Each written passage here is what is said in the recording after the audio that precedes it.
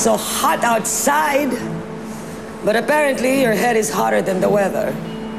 What's going on, my dear son-in-law? Hinold nila ang budget ng department ko. At hindi ako mapag-pull out ng pera, not a single cent. Oo, saan ka pupunta? Pupuntahan ko si Natasha. Wala sa opisina si Natasha. Nasa ospital siya kasama ng kanyang lolo. Anong sinabi mo?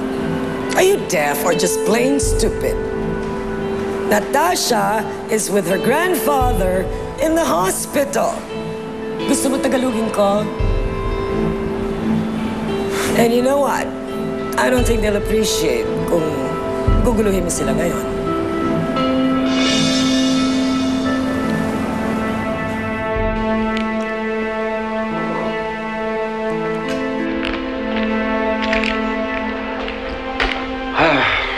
If you come to berate me, please, huwag na yan masakit sa ulo ko eh. Para mawala yung hangover mo.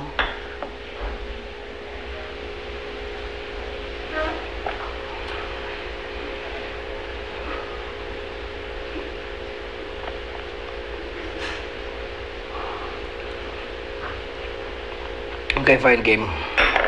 Pagalitin na ako. What do you have in mind? I told you so. What are you thinking? What? I'm sorry, anak. What? I'm sorry na naging busy ako sa kumpanya sa paghihiganti sa mga Alcantara.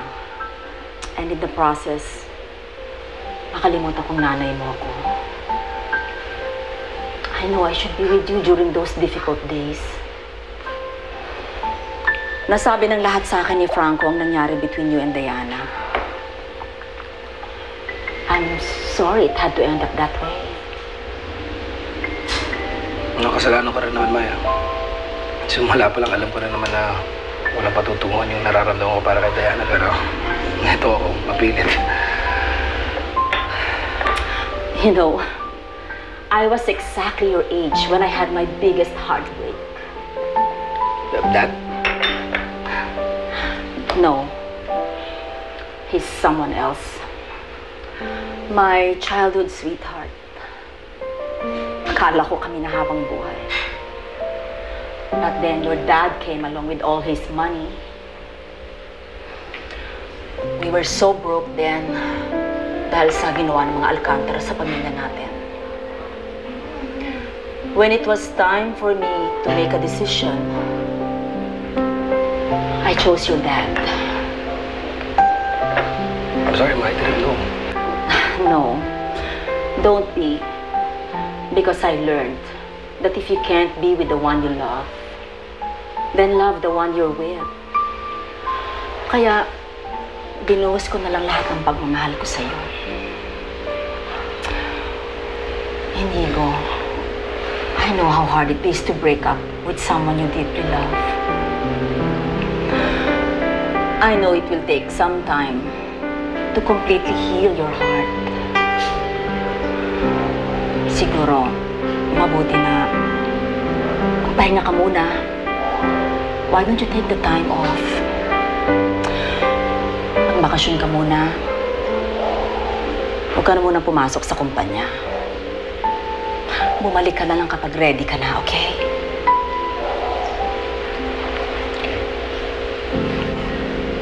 Thanks, Ma.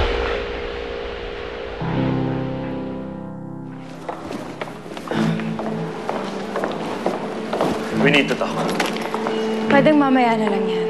Wala ako sa mood makipag-usap. Pag sinabi ko mag-uusap tayo, mag-uusap tayo. Saan ka nang galing? Saan ka nang galing? Sumagot ka! Sa ospital. Binisita ko si Lolo. Bakit? Nang galing ako doon, wala ka. Mas maaga lang ako pumunta doon. Hindi lang tayo nag-away. Sinungaling! Nakausap ko si Don Romualdo at ang sabi niya sa akin, matagal ka na daw niyang hindi nakikita. Kung wala ka doon, saan ka nagpupunta? Sumagot ka! Saan ka nagpupunta? Nanggaling ako kay Josh! Bakit? Hayop ka! Hayop ka! Ginagago mo ba ako, ha? Ha? Sabihin mo nga sa akin, may relasyon pa ba kayo ng lalaking yun? Sumagot ka, may relasyon pa ba kayo? Kabit mo ba siya? Ano ba? Pinakasalan na nga kita, di ba? Yun naman ang gusto mo maging isang alkantara, di ba? Ano? Ha? Ano ba? Mahimik ka! Ito ang gusto mo, di ba? Ikaw ang may gusto nito! Itong tatandaan mo, wala na mangyayari kahit gustuin mo pa yung lalaking yun. Dahil asawa mo na ako at wala na mangyayari sa inyo iba. Asawa lang kita sa papel, tandaan mo yan! Alam mo, hindi kita mahal. Si Josh ang mahal ko. Wala akong pakialam kahit sino pa yung mahal mo! Basta akin ka lang, Natasha! Yan ang tatandaan mo. Huwag kang mag-alala. Wala na si Josh dito. Maging masaya ka na. Wala na siya.